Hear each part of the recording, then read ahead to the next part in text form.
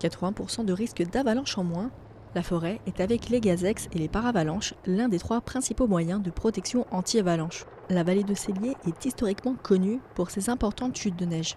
On est une région, enfin un secteur très pentu, avec des grosses quantités de neige, et c'était une vraie problématique. Et la forêt a ce rôle de protection, mais il faut qu'elle soit en forme.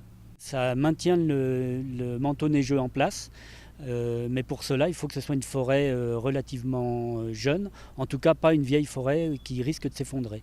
Donc actuellement, on évacue des vieux arbres, des grands arbres qui faisaient un peu de l'ombre pour les jeunes plantations, enfin pour les jeunes arbres qui n'ont pas été plantés, qui repoussent de façon naturelle.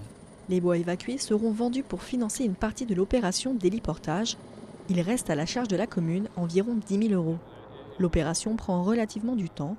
En moyenne, 4 à 5 heures sont nécessaires pour transporter au total les 60 charges prévues.